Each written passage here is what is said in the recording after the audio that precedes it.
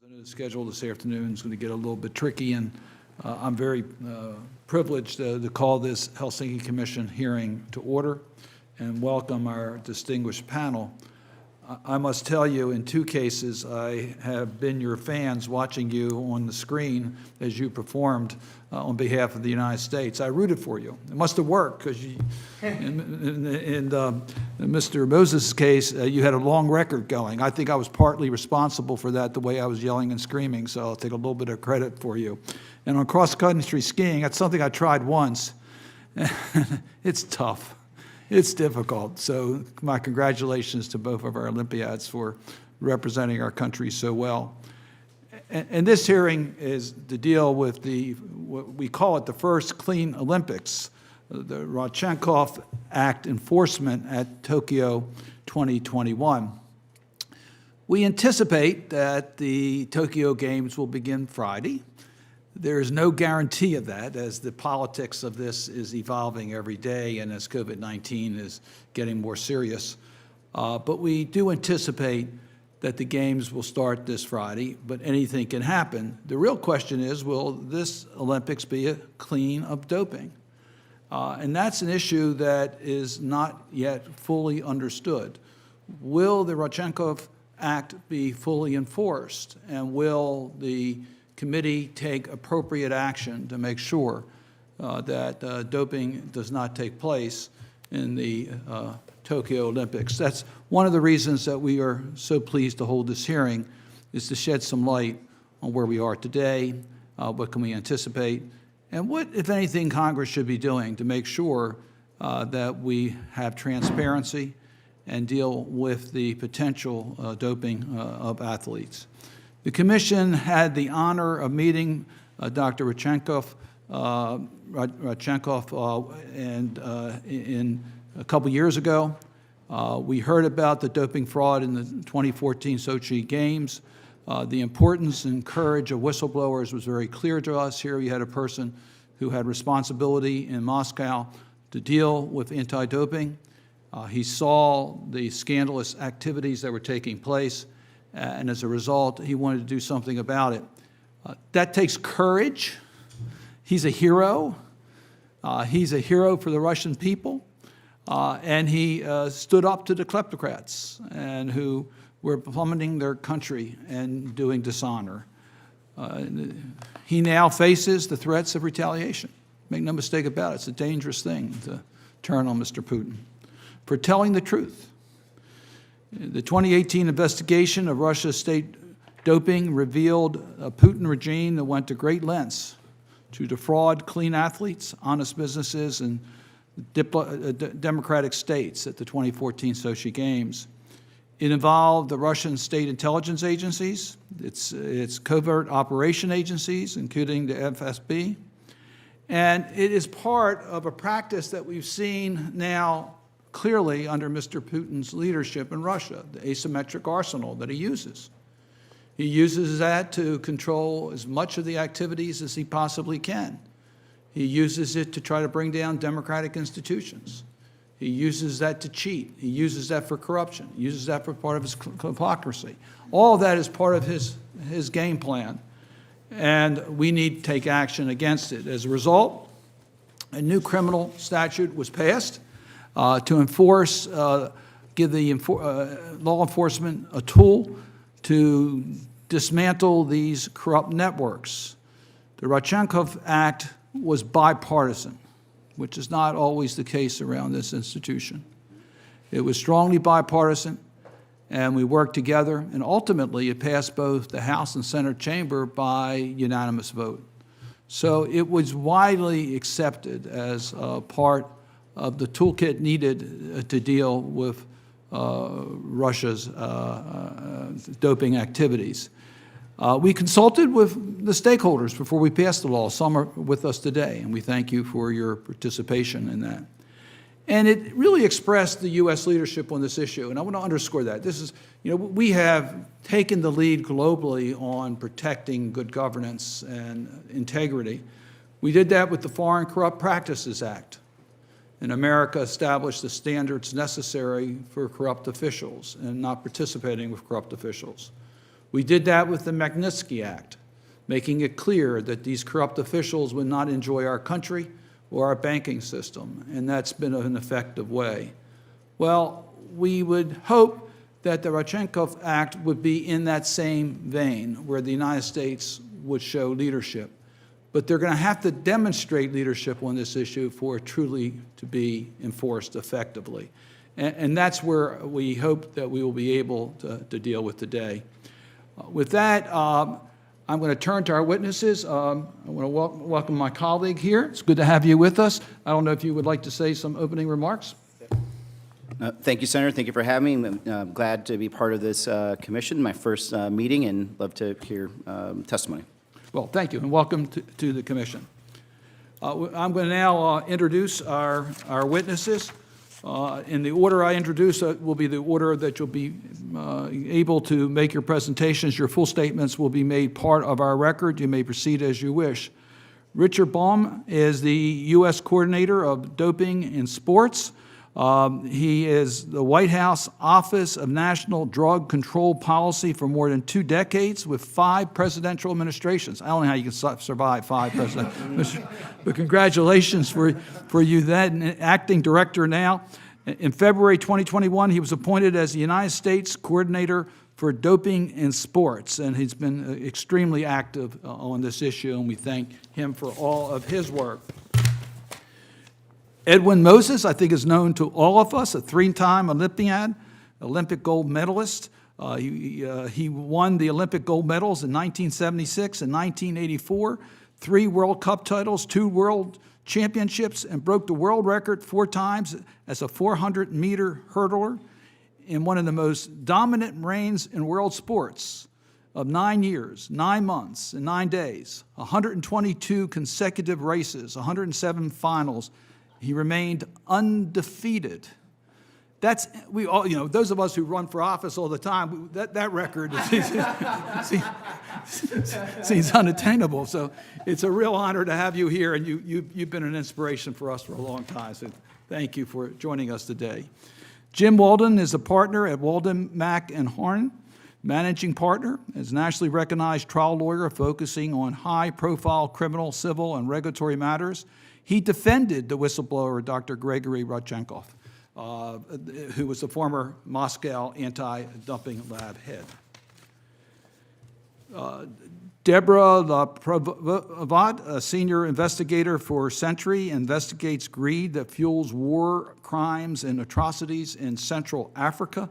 Deborah retired after 20 years with the Federal Bureau of Investigation, and she served as special agent on the International Corruption Unit at FBI headquarters and was instrumental in initiating the FBI's hypocrisy programs. Pleasure to have you here. And Noah Huffman, who's a 2-time Olympic cross-country skier from Colorado.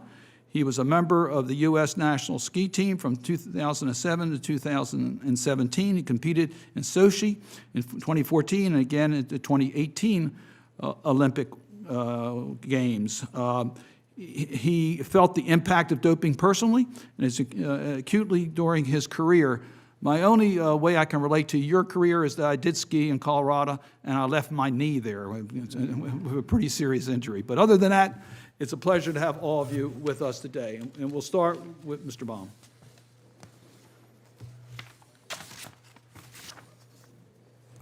Okay.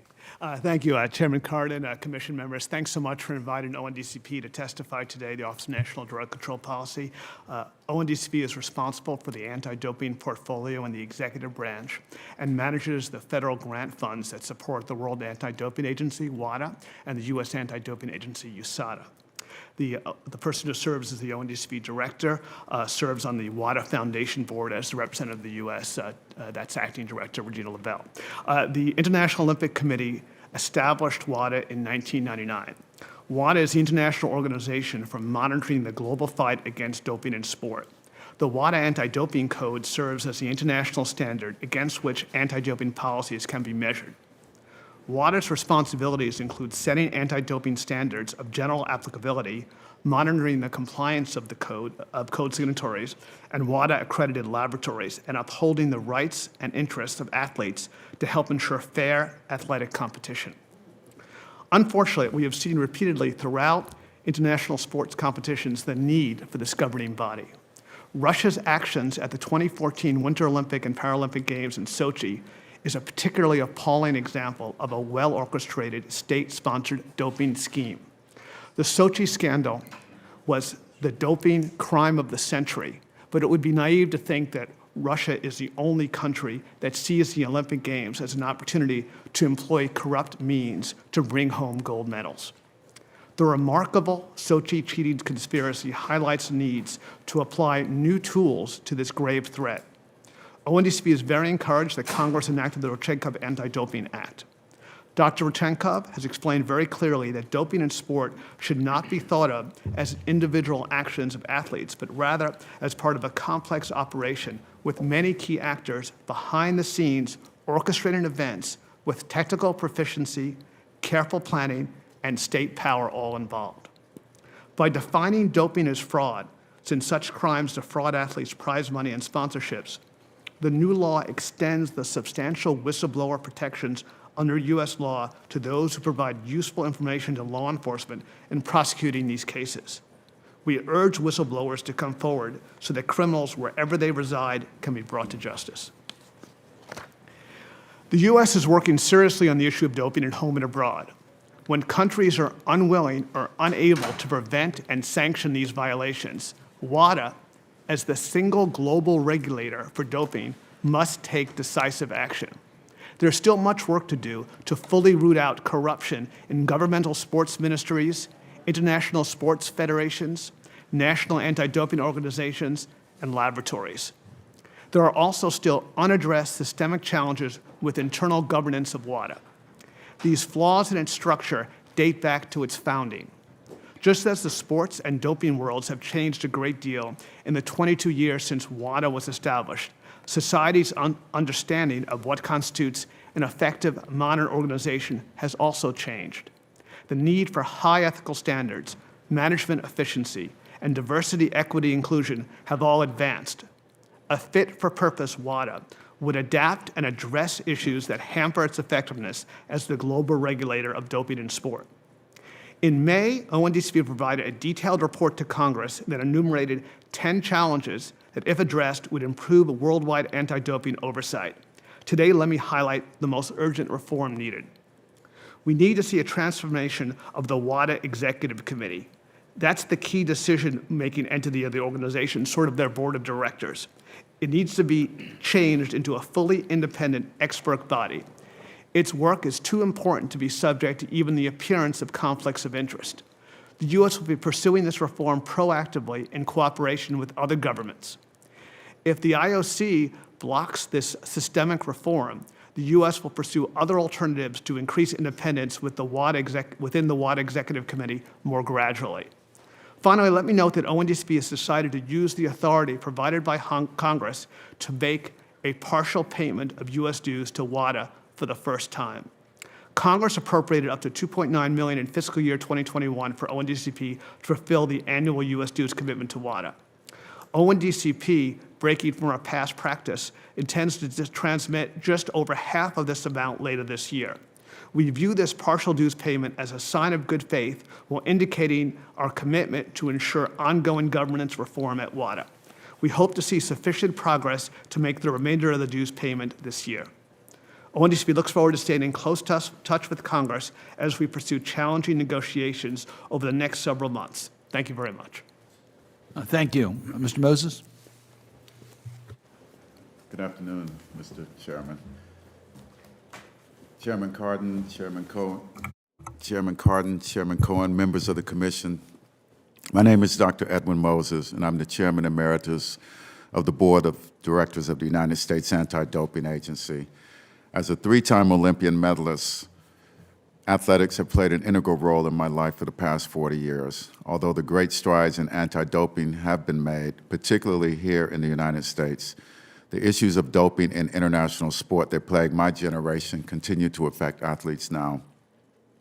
I want to thank the Helsinki Commission for protecting U.S. athletes' rights, both here at home and abroad, by introducing and passing the Rodchenkov Anti-Doping Fraud Act. In short, it's a game-changing statute that will have significant effect on international sport. As so clearly revealed by the Russian state-sponsored doping saga, the struggle still continues. We are at a critical juncture for the soul, literally the soul of our sports. It is important for the Commission to know about the significant ongoing threats facing clean athletes and fair play, and what can be done about it. Just this year, it was revealed that Russia had engaged in massive corruption with the president of the International Biathlon Union. The International Weightlifting Union was sanctioned for widespread corruption and covered-up drug tests. This state-sanctioned behavior cannot continue to happen, and the IOC cannot continue to miss or ignore defining moments to confront this fraud. Time and time again, when these decisive moments arrived, when the lights were shining the brightest, the World Anti-Doping Agency and the IOC repeatedly failed to lead, and that's why the Rodchenkov Act is so critical. This law protects the U.S. financial investment in international competition, stops corrupt actors that organize and facilitate doping fraud, compensates clean athletes who have been defrauded, and protects whistleblowers. The Rodchenkov Act is a strong deterrent to those that look to corrupt sport on a global level. We believe that the statute can be even stronger by allowing the proceeds of unlawful activity under the Act to be considered money laundering under the U.S. Code.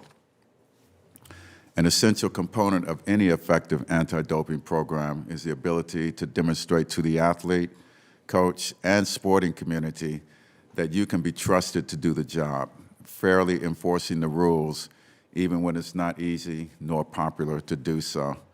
We have seen this faith demonstrated in our Play Clean whistleblower line, which received over 450 tips from all over the world in 2020.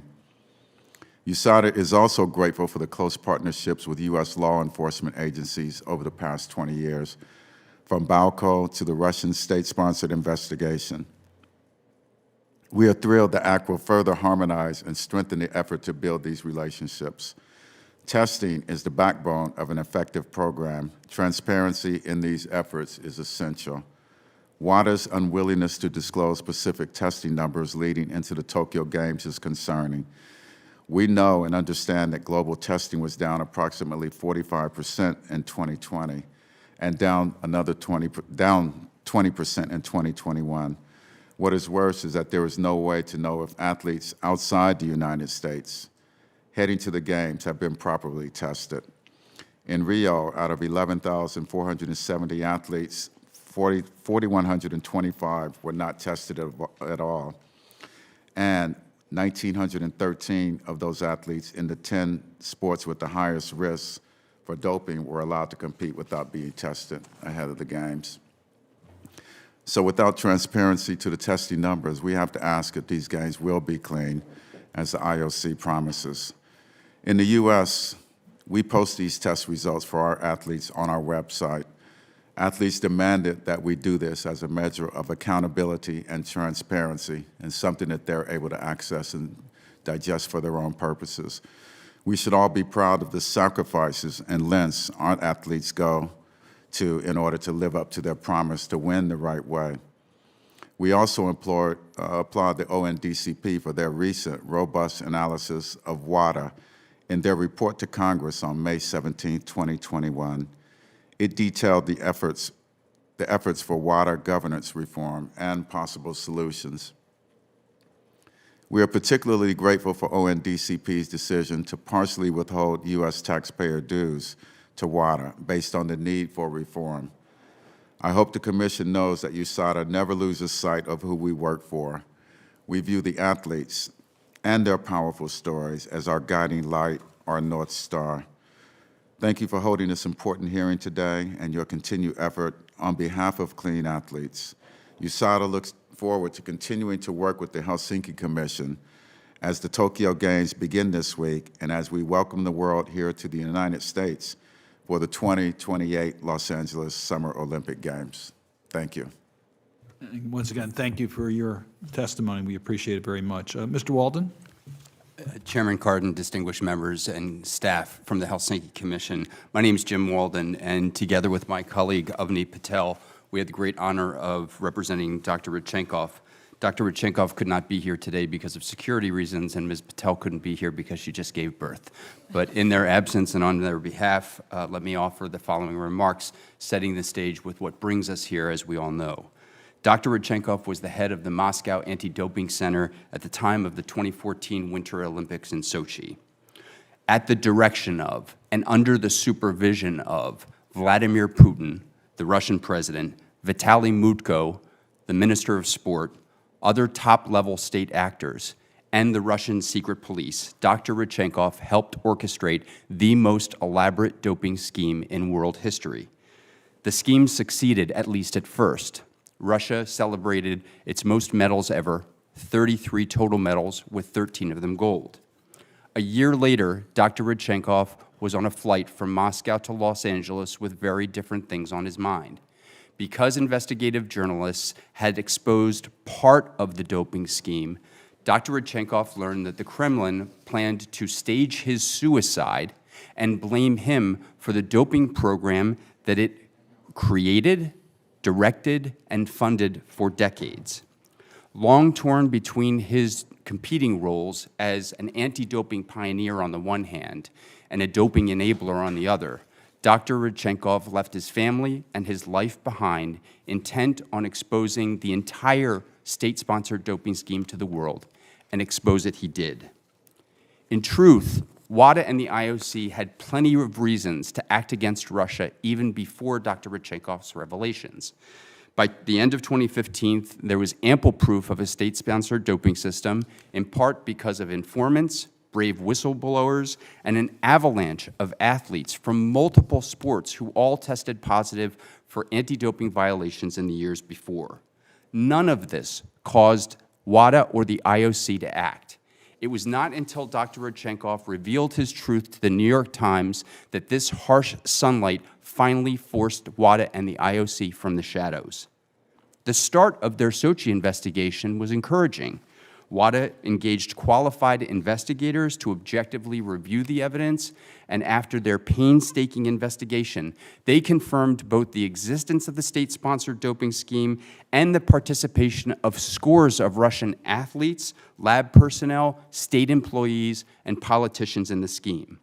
2 IOC commissions confirmed the results of the earlier investigation. And between 2017 and today, literally dozens of investigative panels and law enforcement have reviewed the evidence and confirmed Russia's guilt. In short, Russia's state-sponsored doping system is the most thoroughly documented crime in sports history.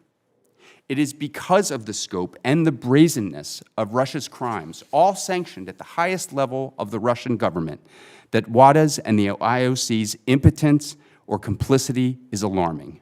Put simply, WADA and the IOC have failed to hold Russia accountable in any meaningful way. When I testified before this commission in February of 2018 and proposed the first long-arm doping fraud statute, I did not make that proposal because of Russian corruption. Rather, it was because I saw that the only system established to confront that corruption, the only true gatekeeper for clean athletes, was broken beyond repair. In the end, after all the effort and all the resources poured into these investigations, there was little reform that benefited clean athletes worldwide. Ultimately, 13 Sochi medals were stripped, and then 9 were reinstated. 42 top-level Russian athletes were banned, and 29 were reinstated. The Russian Minister of Sport, Vitaly Mutko, was banned and then reinstated.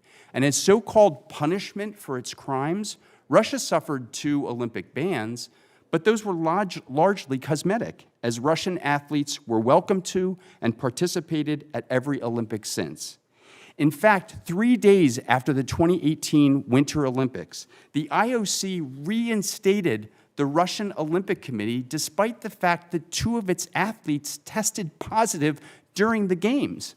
And in September of 2018, WADA reinstated the Russian anti-doping agency despite the fact that Russia had not complied with key requirements that WADA mandated.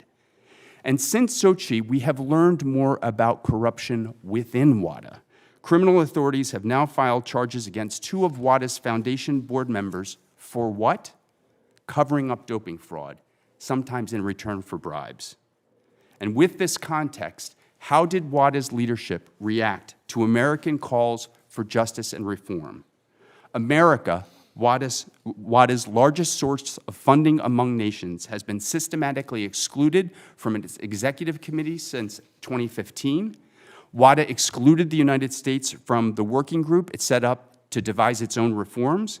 And when Congress demanded that WADA finally clean up its act as a condition of further funding, the current WADA president had the audacity to threaten to expel American athletes from international competition. So, Chairman, against this backdrop, it is clear that the Rodchenkov Anti-Doping Act is essential to restore integrity to international sports and to protect clean athletes, because the current system is corrupt, purposefully ineffective, and deeply conflicted. And doping is only one small part of the problem. It exists within an infrastructure that includes bribery, money laundering, extensive drug trafficking, witness intimidation, and computer hacking. And it's not just about the dirty athletes themselves. It is about the doctors, coaches, sports officials, and politicians who command it, support it, and cover it up. And it's about the so-called gatekeepers who talk a tough game, but in the end, tolerate doping by wealthy nations. Sadly, the Rodchenkov Anti-Doping Act will not make the Tokyo Games clean. They will not be clean, that much I guarantee. But Congress can do 2 things to speed up and supersize RADA's impact. The first is to use its oversight authority to make sure that the FBI and DOJ allocate sufficient resources to bring criminal cases. Investigations under RADA will be highly complex undertakings. A skeleton crew will be insufficient. Given the scientific complexities and the challenges for international evidence collection, DOJ must create the same kind of task force it did in its recent successful FIFA investigations. There are simply too many innocent athletes and too much revenue at stake for Congress to permit DOJ and FBI to undersource its RADA unit. The second thing Congress can do is to rip off a Band-Aid, to withhold WADA funding until it implements key reforms. In short, WADA must achieve full independence from the political meddling of the IOC. Its executive committee should be comprised primarily of former clean athletes and anti-doping scientists. And WADA should implement rules to achieve greater transparency. And on that last note, as we sit here today, WADA has sufficient data to know exactly which countries and which sports teams are at risk of doping or are committing doping now.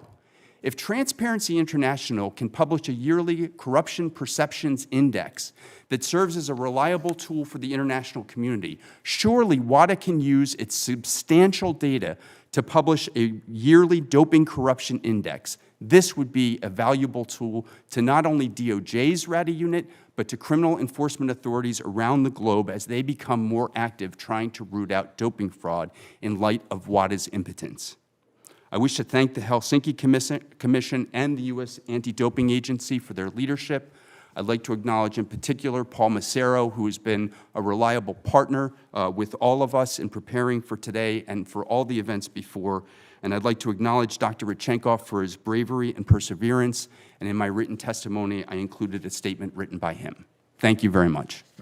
Thank you, Mr. Walden. We really appreciate all of your commitment to this issue. Thank It's been you. longstanding. We'll now hear from Ms. Leprovat.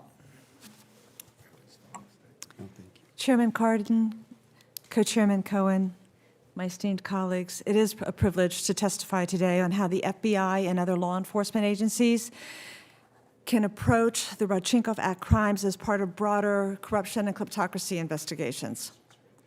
Athletic achievement should be about pure sport, and fortunately, it's driven by profit. Sports is a multi-billion-dollar industry, and countries, teams, sponsors, coaches, and criminal networks seek to profit from those. Like most of the crimes that I've investigated, it's almost always all about the money. Investigators around the globe need to follow the money, identify criminal networks, and expose those who manipulate the system and the playing field through doping and performance-enhancing sports. As we approach the Olympic Games in Tokyo, the Rodchenkov Act shines a brighter light on those involved in state-sponsored doping and those willing to cheat to win. It is a global problem. The U.S. sports market is valued at $500 billion.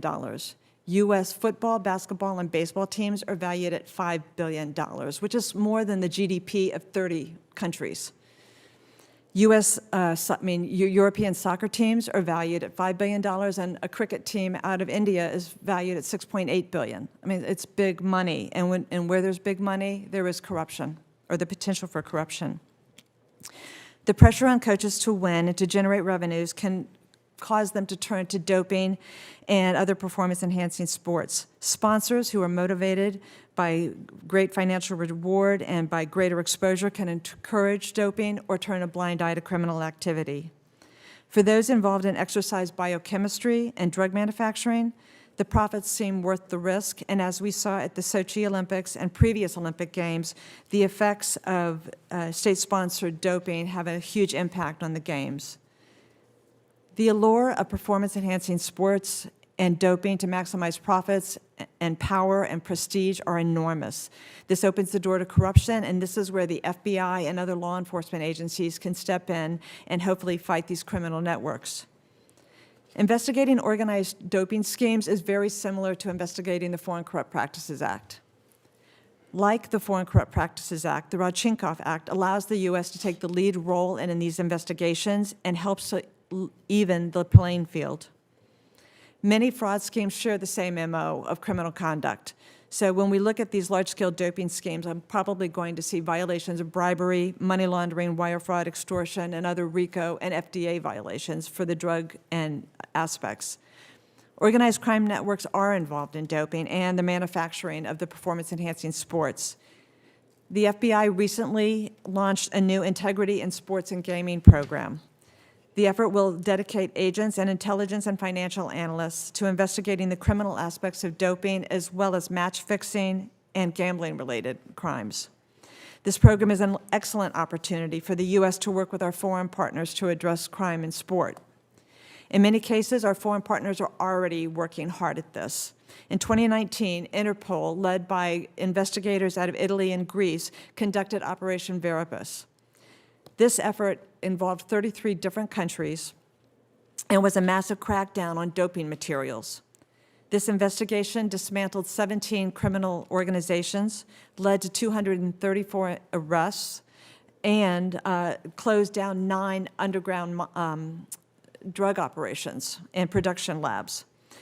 This case involved over 1,000 people that were involved in the production, commerce, and use of doping products.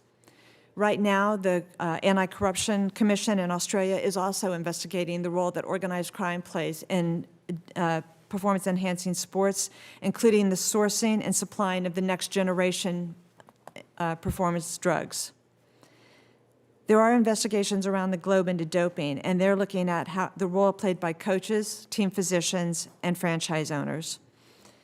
In the same way that the Global Magnitsky Act shined a brighter light on corruption and imposing accountability, and one that is being replicated by jurisdictions around the world at this time, and by groups like the Century, where I work now, where NGOs can play a role in exposing these activities, the Rodchenkov Act can bring a more focused attention on how doping can be effectively targeted. The young athletes of tomorrow who are about to be inspired by what they see at the Olympics deserve to be able to focus on what they need to do as athletes and to improve and compete at the highest levels, rather than feel that their chances will be stolen by those who are willing to cheat and desire profits over hard work. Winning without honor is really not winning, and that's why we're very happy that the Rodchenkov Act was passed. Thank you very much for all your work. We'll now hear from Mr. Huffman. Chairman Cardin, Co-Chairman Cohen, members of this commission, my name is Noah Huffman, and it is my pleasure to appear before you today to discuss the costs of doping fraud and the need for strong enforcement of the Rodchenkov Anti-Doping Act. I competed in the 2 most recent Winter Olympic Games as a member of Team USA, and in my sport of cross-country skiing, I felt the effects of doping fraud firsthand. Doping fraud does not just affect the athletes who are next in line for the podium. It affects every athlete chasing an Olympic dream. Here's one story about how I have felt the effects of doping fraud, just one of many. At the end of the 2013-14 racing season, I was ranked 31st on the world ranking list. Being top 30 on the list automatically qualifies athletes for the US ski team's A team. But because I was outside the top 30, I was named to the B team instead. The A team is fully funded by the US ski team. B team athletes must pay for their own room, board, and travel expenses for training camps and races. Because I missed out on the A team, I had to cover about $25,000 in expenses that would have been covered by the team if I'd been just one spot higher on the world ranking list. That meant spending time fundraising that could have been spent training. It also meant that every potential training camp started with the question, how am I going to pay for this? Ahead of me on the world ranking list that season, when I missed out on the A team by just one spot, were 6 Russian athletes, 3 of whom were later provisionally suspended for being a part of Russia's state-sponsored doping scheme during that very same season. The revelations about Russian doping came too late for me. I never did qualify for the A team, despite being the top-ranked American cross-country skier competing in distance events. Every one of my teammates has a story like this. Doping affects every athlete competing at the international level, and every young person inspired by their favorite athlete who later feels deceived when doping comes to light. The Rodchenkov Act passed at the right time for athletes because the international anti-doping system has failed to take meaningful action against the perpetrators of institutional doping.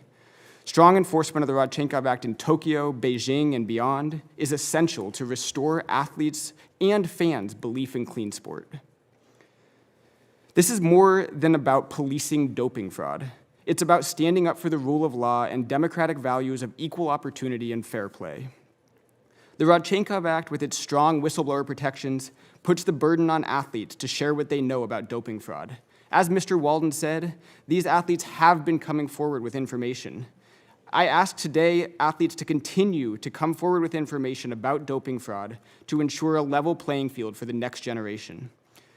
Athletes can now walk into any US consulate or embassy anywhere in the world, speak to law enforcement, and share information about doping fraud.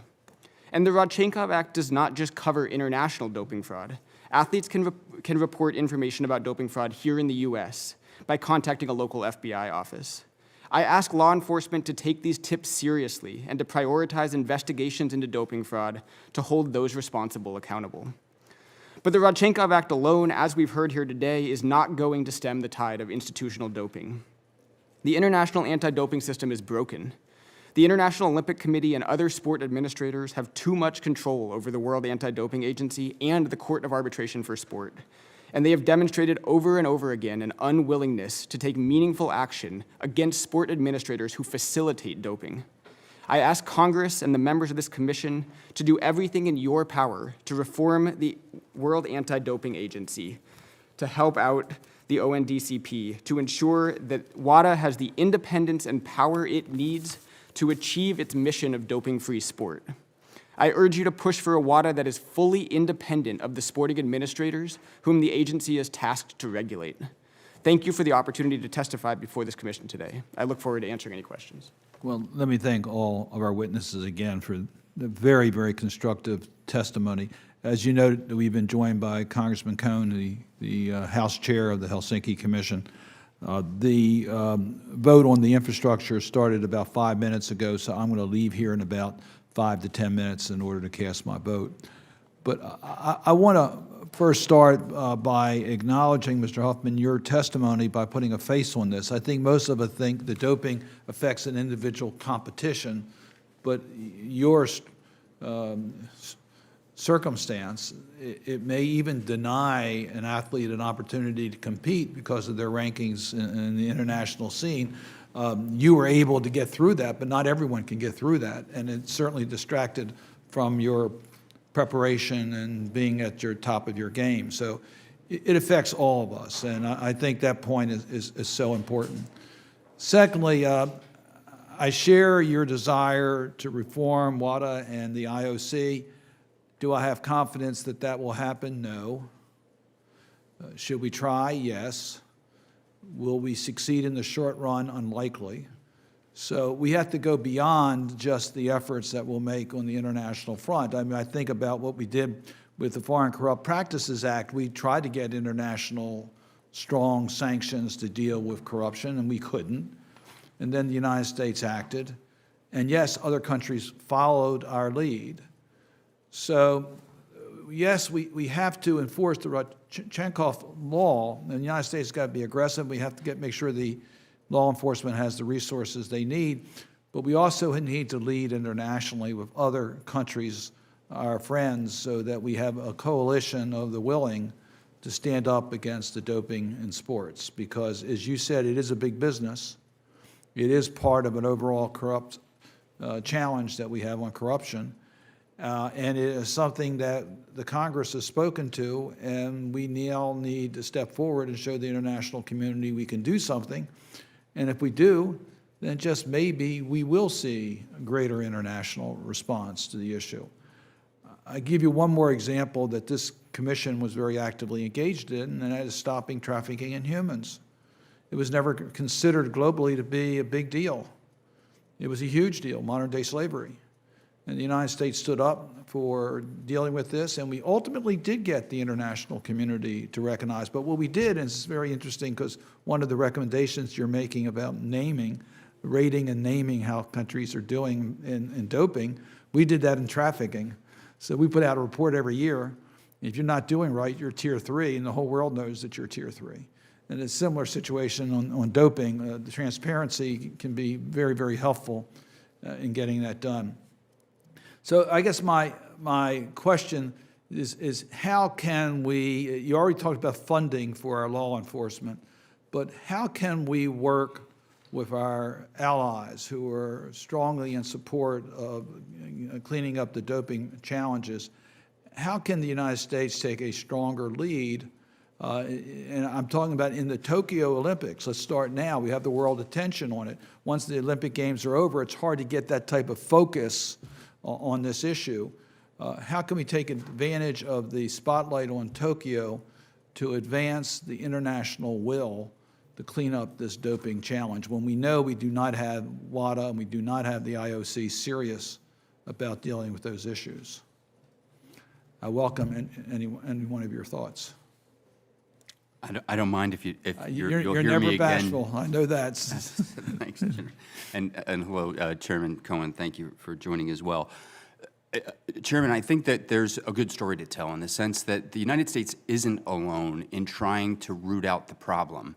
As Dr. Moses said, and as others have referenced, including you, we have criminal partners in Austria, Australia, the Netherlands, and other countries that understand that WADA has been ineffective and that the only solution to protect clean athletes is to put people in jail.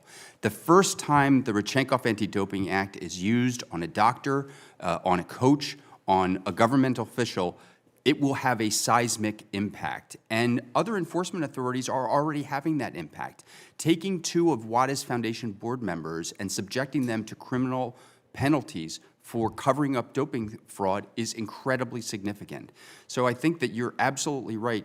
DOJ needs to speak loudly and to speak alongside other enforcement partners that are already bringing criminal penalties to bear, and do the same thing that they did with Magnitsky, the same thing they did with the FCPA, and frankly, the same thing they did with the Antitrust Act. I mean, the United States was the first country to pass a law like the Sherman Act, and look what's happened. Countries around the world have now developed systems very much like the leniency program that came into play in the late 1980s as a result of the Sherman Act, and now there is a coalition of worldwide partners working together to root out cartels. We need the same thing to happen with doping and its related corruption. Well, I agree. I think we really need to establish a track record. It starts with what we do here in the United States and using our own institutions. And the more we can work in a multilateral fashion, the stronger we will be. And ultimately, we embarrass the international organizations to move on this issue. And that's, I think, our strongest strategy. At the same time, I don't disagree, Mr. Moses, was your point about doing everything we can within WADA to change it and put a spotlight on it. We don't give them a pass by any measure. And we certainly use the U.S. participation, which I'm not opposed to our participation, but it's got to be based, as President Biden says, all of our foreign policy needs to be based on our values. So everything we do within WADA has to be based upon the values that we hold dear, including anti-doping. Correct, and one of the things that, one of the peer groups that we have to really rely on for support are the active athletes and the retired athletes. When the Russian Sochi debacle played out, 9 out of every 10 athletes commission groups in the world wanted the Russians to be banned from the Olympics from 4 years to indefinitely, and they were adamant about that. And I think in a certain sense, the powers that be in the international sports world were able to suppress the athletes' voices in many different ways, especially at the commission level. Some of the athletes' commissions, particularly the IOC athletes' commissions, they were virtually the only one that were wavering on anything except a serious conviction of the Russian Olympic Committee, even if that meant having to take the whole Russian Olympic team out. There's many athletes today that feel that, yes, athletes have rights, and we really don't want to have a situation where innocent Russian athletes don't have the opportunity to compete. But unless a ruling has real teeth in it, unless something happens at the top levels of the government of the Soviet Union, as you so adeptly described, it starts at the top. The leadership of the sports programs and the prestige of the Russian sports programs and their success starts at the top. And its influence extends from the top of the government all the way through. And unless there's some kind of sanctions that are really going to affect that structure, then it's going to be very difficult to do something. Well, I can't tell you how important I think it is for the athletes to speak up about this. So we appreciate your leadership, and Mr. Huffman, your leadership. It is powerful, believe me, your participation in these efforts. We're going to stick with this issue. We're not going to let it go. And we will be in touch with our law enforcement. And we will also be urging our participation in international forums to underscore the responsibilities that are there. You're giving a pretty pessimistic account as to what we can expect in Tokyo. You would not be shocked to find there's widespread doping in Tokyo, I take it. Yes? Coming from my background with international corruption, I would also look at a lot of efforts into tracing the money, because it is for profit. And therefore, even so far as going after money that was made post-Olympic or post any sport in sponsorship. I mean, if your sponsorship was based off of your gold medal or your winning team, then and doping has been proven, then it is the proceeds of fraud. And there are opportunities to go after the money and the reason behind it. That's a very good point. And we do trace the money. And your expertise in that area can be very helpful to us. We may be falling back on a lot of the help that we've already gotten from this panel. I'm going to turn this over to Congressman Cohn and apologize and just, again, underscore the vote on the floor has to deal with advancing the infrastructure package. So Senator Schumer would never forgive me if I don't get her to the floor soon. So thank you all very much, and I really appreciate your incredible leadership on this important issue. Thank you, Mr. Chair, and thank you for holding this hearing and support hearing. There's so much I want to ask, and I'm going to start with Dr. Moses, because I'm a sportsman. You were in the 76, 80, and the 84 Olympics. There have been no stories about doping at those Olympics. Was there doping at those Olympics, do you believe? At the 76 Olympics, that was my first exposure to a big stadium and to be an Olympian. That was my first big meet. And I'll never forget the physical look at the women from the Eastern Bloc and how they demolished the American women, and specifically in my sport and in other sports as well. I don't think there was a single woman that won a gold medal on the running track. I was the only individual gold medal winner in an individual running event in 1976. And we won 3 other medals: discus, decathlon, and long jump, and the relays. But that was my first exposure to international athletics, and I couldn't believe what I saw. I was 400 hurdlers were supposed to be the strong men, the really hard men and women that run that suicidal event. And I was a skinny guy, but I still thought I had muscles until I saw the swimmers and the sprinters from East Germany. So in every event, every Olympic event, you're going to have athletes who definitely will cheat.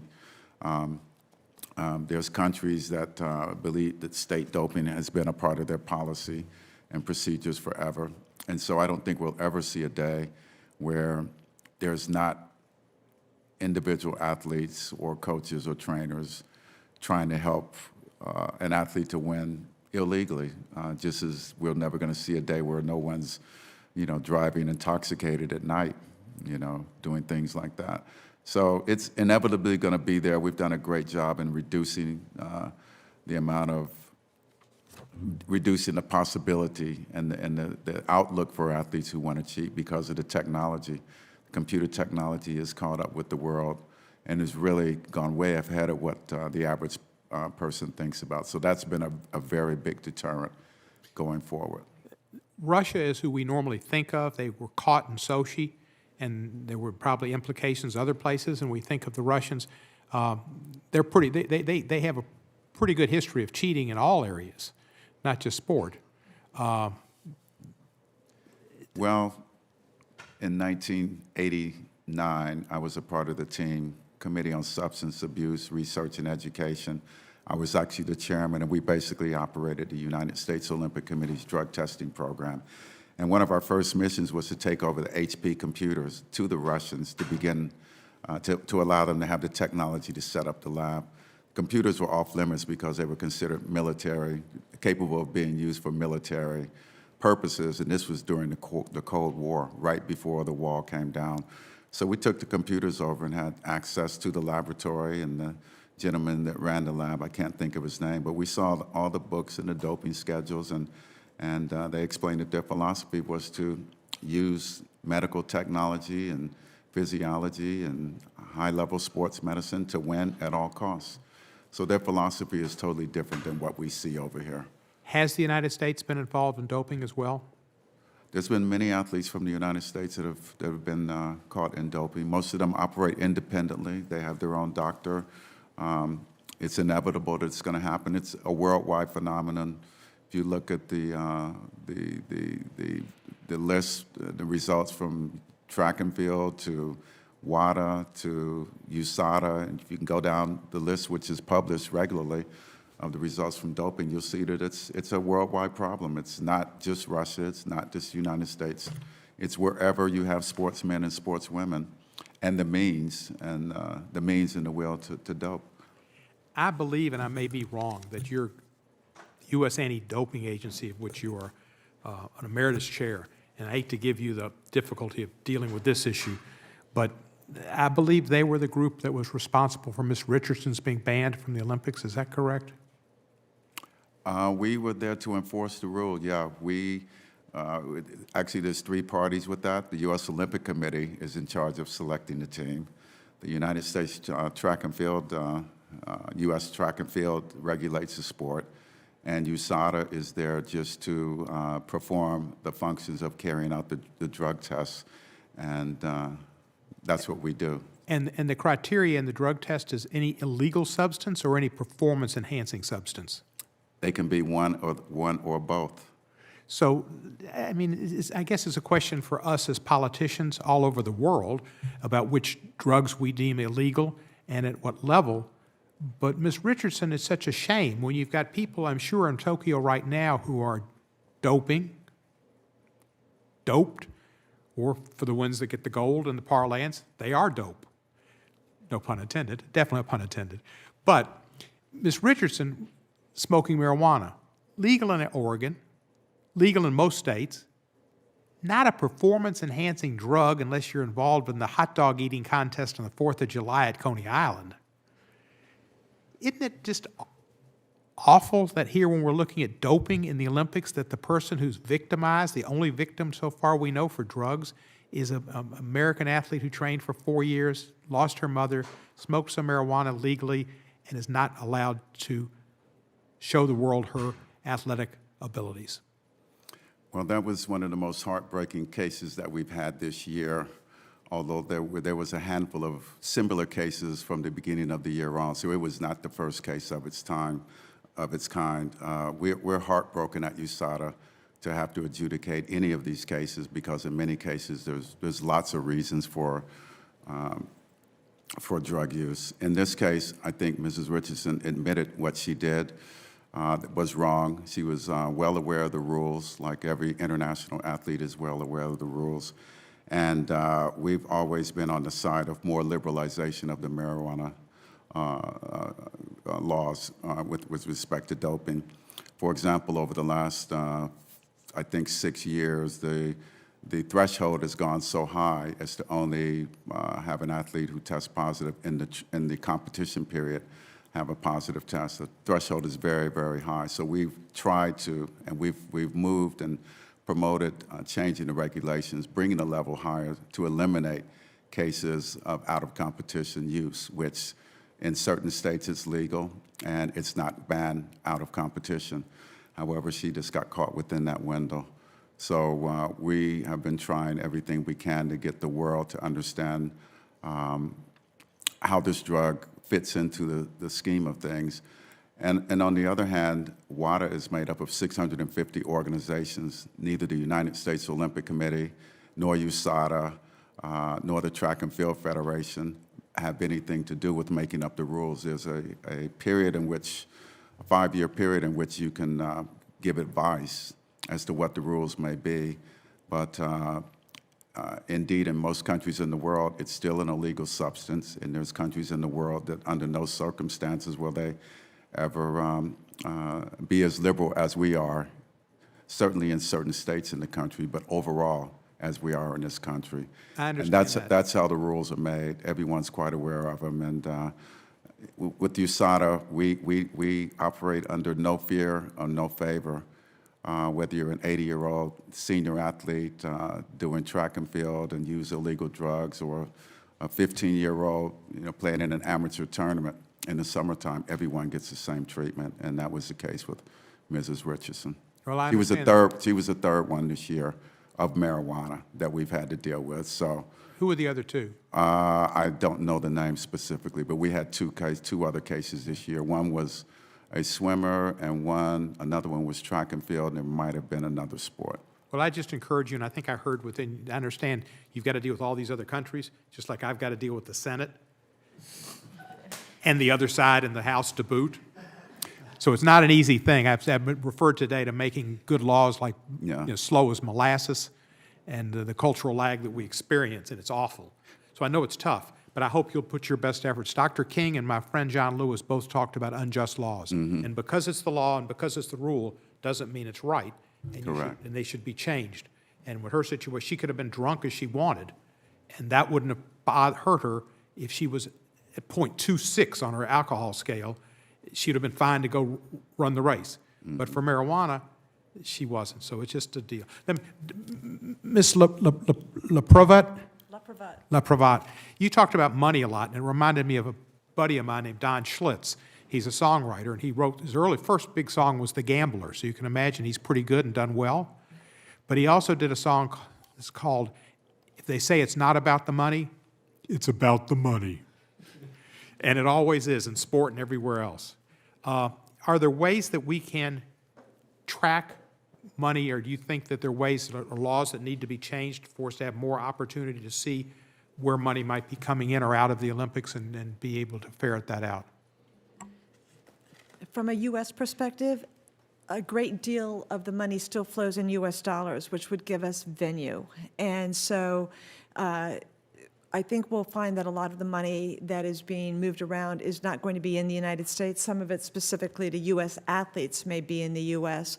But the laws we have on the books now, as long as they are related to some of the criminal conduct, which might be extortion, money laundering, bribery, kickbacks, all of those are specified unlawful activities for going after the money.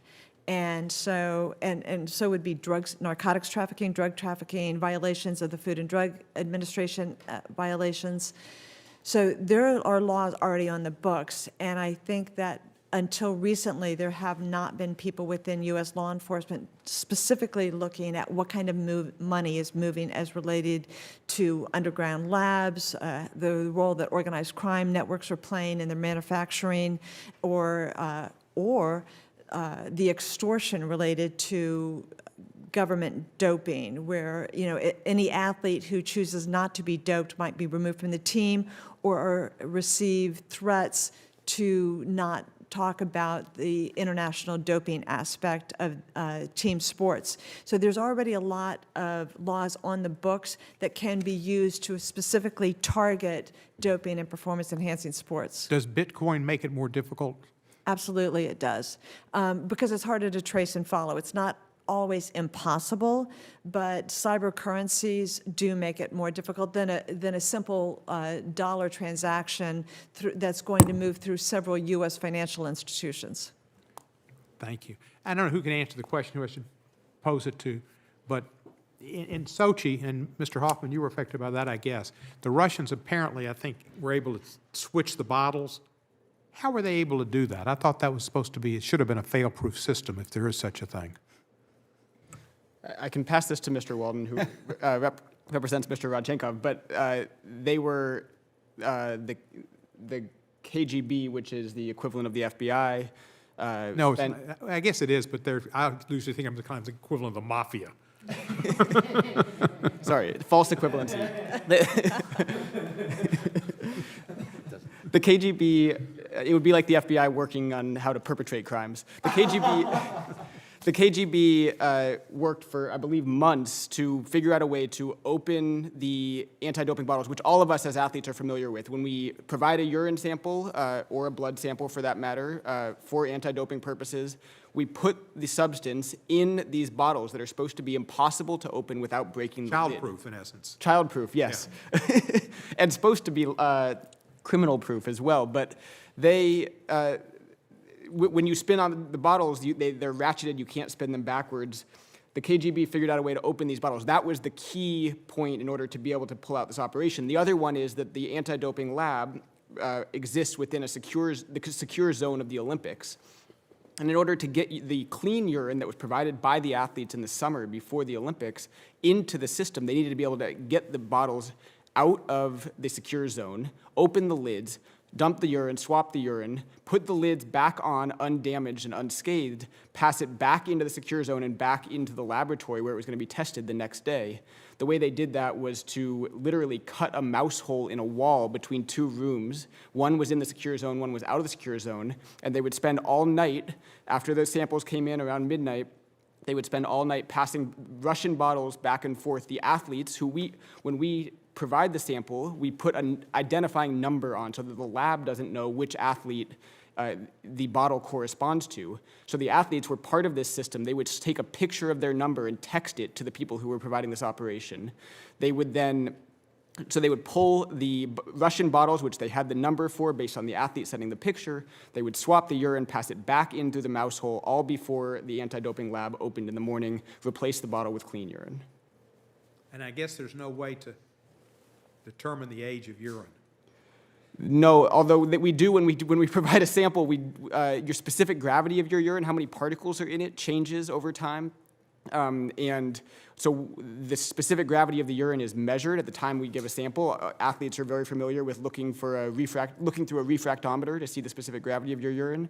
And so the urine that the athletes provide in the summer doesn't necessarily match the urine provided by the athletes at the time of competition. Especially, I remember I had gave some samples after the 50-kilometer race, and I'm sure I was extremely dehydrated, and my urine was like school bus yellow.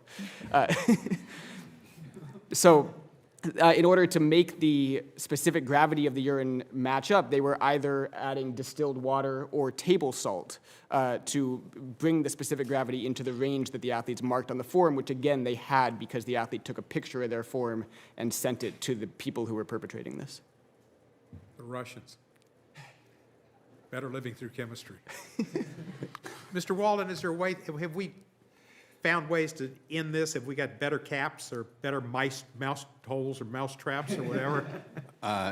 Well, Chairman Cohen, first of all, I've described this dozens of times, and I've never heard a more cogent summary of the entire process than I just heard from Mr. Huffman, for whatever it's worth. And the answer is no. I mean, the Russians, this is what they do, right? They've literally invested their secret police with ways to get ahead of the system so that they're always steps ahead. So there's a specific problem with Russia that is unique in its brazenness, but also unique in the devotion of state resources for this purpose. But there are others, as you said, there are other countries that have state-sponsored doping system. It's why the U.S. leadership on this issue is so critical to the goal of clean athletes everywhere. The case of Ms. Richardson is a terrible case. It's a heartbreaking case, but that's something that we should be proud of in the sense that it's difficult to enforce the rules. It's painful to enforce the rules. But the U.S. enforces those rules against everyone equally. When other countries start doing what we do, we'll move the world. Well, that's true. It is something that we're good, should be, pat ourselves on the back for that fact, but it was heartbreaking. In your testimony, you talked some, I think, about how we maybe should change the laws to make them more, give me your top three. Me? Yeah, I think, aren't you? Yeah, absolutely. So Dr. Moses mentioned one that I completely agree with, which is to amend the definition of specified unlawful activity in the money laundering statutes to include violations of the Rodchenkov Anti-Doping Act. That's number one. Number two would be to modify the definition of a predicate act of racketeering under the RICO statutes so that the Rodchenkov Anti-Doping Act could be in the litany of crimes that would satisfy the pattern of racketeering activity. Opening the gates of the racketeering law to these corrupt doping networks is precisely, other than the Rodchenkov Act itself, is precisely what is needed in order to open up other areas where we can exploit our laws to bring people to justice. And finally, I would modify the forfeiture statutes to include, it's done in the Rodchenkov Act, but there are other forfeiture statutes that could be modified to include doping, organized doping in the definitions. Thank you. We'll look into that, and I appreciate you bringing it up. You know, just we're, I guess, I'm a little confused, to be honest. I thought the Olympics started Friday, and I was going to get up like at 5 in the morning to watch the opening, you know, whatever, but they're not, but we already lost in soccer. I guess so I guess they've started, or we couldn't have lost. So the games have started, is that correct? And Fridays have not really a true start? Yes, sir. There are certain sports that have preliminary rounds that take longer than the scheduled 2 weeks of the games. And so I believe the IOC rule is that no athlete can be eliminated. So yes, the U.S. soccer team unfortunately lost, but because it's group play, they're not eliminated from the competition. No athlete could be eliminated before opening ceremonies, but some of the competitions start. And it was the ladies' team that lost. Yeah. We don't distinguish gender-wise, we get in trouble. The women's team lost, yeah. They're favorites, you know, to win it all, I think. You're right. Defending World Cup champions, so I would love to see them rebound from that loss. Thank you, thank you. Mr. Baum. Congress provided the ONDCP the power to withhold funding from WADA in order to secure reform. How has the congressionally provided power to withhold funding been used to help push for reform at WADA? Yeah, thank you for the question, Mr. Cohen. As I mentioned, I know you weren't in the room in my testimony. The ONDCP acting director, Director LaBelle, has determined that we would provide half the funding, just over half the funding, $1.6 million out of the almost $2.9 million. You know, normally we don't split the dues like this, and it wasn't until Congress gave us that authority last year that we had that ability. And no, we believe that half payment is appropriate. We think there's been some good conversations within WADA about reform, but we still believe that in order to be comfortable with making the full payment, we'd like to see additional steps forward. And as I know you understand, it's a difficult environment to push reforms through, but we expect to see some progress, and we know we've had many conversations with WADA and WADA stakeholders, and we know that they're working towards some reforms, and we're hopeful that some will be accomplished this year. Thank you, sir. Dr. Moses, where did you go to school? Morehouse College. Well, you're a Morehouse man, and that's commendable, and I know that. But in track and field, and particularly from Tennessee, we think of Tennessee State University as being the gold standard. And did you ever have the opportunity to meet Miss Wilma Rudolph? Yeah, I met her and her coach as well, Mr. Temple? Mr. Temple, yeah, and all the Tennessee Tiger Bells, yeah, know quite a bit of them. Had from my first Olympic team through my last, there was always 2 or 3 on the Olympic team. Yeah, well, we revere them in Tennessee, and of course, Yeah. she overcame polio, which is Yeah. an amazing story. Yeah, And Rochelle Stevens is from my hometown, and she's great. I used to work with Rochelle. She's a star. And you're a star, too, I remember. So really, with all this doping stuff, I hate to think about it. 1960, I was all hung up on Valerie Brumel and he, beating John. Fosbury. Dick Well, the Fosbury. Fosbury flop. Yeah. And then there was an African-American that was a great high, John Thomas. John Thomas. And Thomas was my guy. Thomas probably really won because Brumel was probably doped. Yeah, So it may have relief now after 60 years. My guy won. yeah. Thank each of y'all for appearing and what you've done. We'll try to come up with additional and better improvements on our laws. Hopefully, we'll have a fairly clean Olympics, and hopefully, we'll have an Olympics. And with that, I guess the meeting is adjourned.